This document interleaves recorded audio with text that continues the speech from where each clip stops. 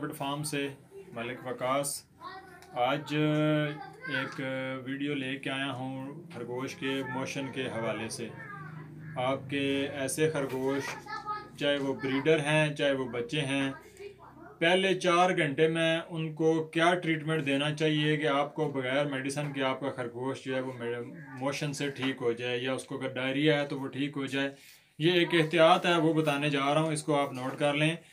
आपका खरगोश जिसको आपने देखा कि अभी कुछ देर पहले ही से मोशन स्टार्ट हुए हैं या आधा घंटा पहले मोशन स्टार्ट हुए हैं और वो अभी उसने खाना पीना छोड़ा नहीं है, वो खा पी रहा है, तो फ़ौरन उसको आपने चोखर पानी हटा देना है। आपने उसके सामने से चोखर और जामुन के पत्ते और पुदीना, ये 3 चीज़ें आपने उसको फ़ौरन से उसके सामने रख देनी है।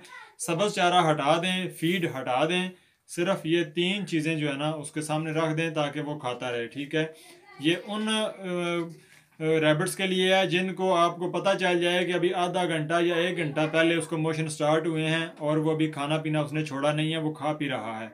ठीक है, तो इस सूरत हाल में आपने उसको चोखर, ठीक है, उसके सामने रखें, वो चोखर खा ले, बड़े शौक से खाता है खरगोश।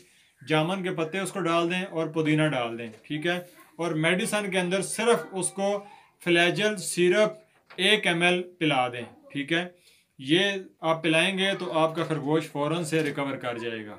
ये एक छोटी सी एहतियात है उन लोगों के लिए जिनको फ़ौरन पता चल जाता है कि हमारे खरगोश को कुछ देर पहले मोशन लगे थे।